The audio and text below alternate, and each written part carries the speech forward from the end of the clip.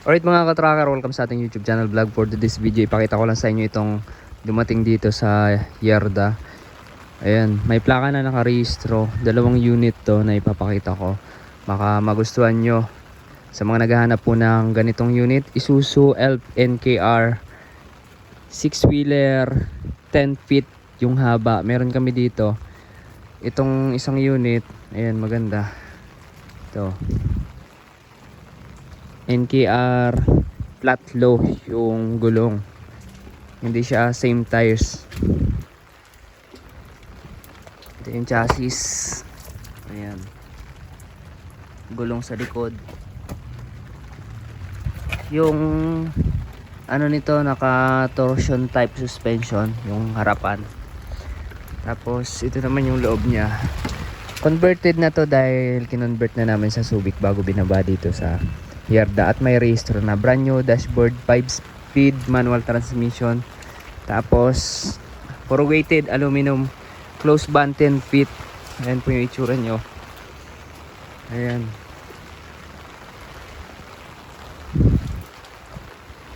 Baka matipuan nyo po ito. Ipakita ko lang po sa inyo para magkaroon kayo ng idea and reference. Pro Hope yung body. Ayan o. So may available po kami dito. Maganda to, Surplus Japan. Yung 10 feet na corrugated aluminum close band. Tapos dito meron naman kami dito.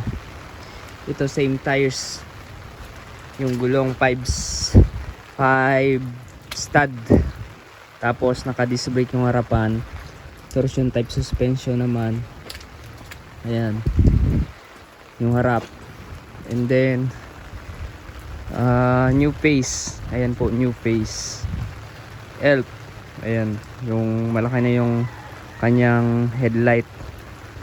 Tapos 10 feet freezer van. Sa mga naghahanap po ng freezer van, meron po kami dito available. 5-speed manual transmission. Ayan 5-speed manual transmission. Maganda yung loob. Ito yung dashboard nyo. Medyo ano lang, malabo lang. Sarado kasi hindi natin mabuksan. Carrier ang brand ng freezer van. Chassis maganda. Ayan sariwa yung chassis. Tapos nakalifter pa. Ayan, nakalifter siya. Yung 10 feet freezer van. Ayan, may tama lang dito pero madaling ayusin yan So yun mga ka-tracker, kung hanap nyo ay ganitong unit, so available po ito. May plaka na nakarehistro. Kayo po yung first owner nyan. Pwede natin iparikon to. Ayan, iparikon natin mga ka-tracker 2 units. Ayan, ang makina pala nung isa ay silipin natin kung anong makina nya. 4JJ1 ang makina 4JJ1. Ayan, maganda to. So puntahan nyo dito mga ka-tracker, kontakin nyo na ako. Itong isang unit, ito 4HF ata to 4HF manual. 4HF1 manual engine.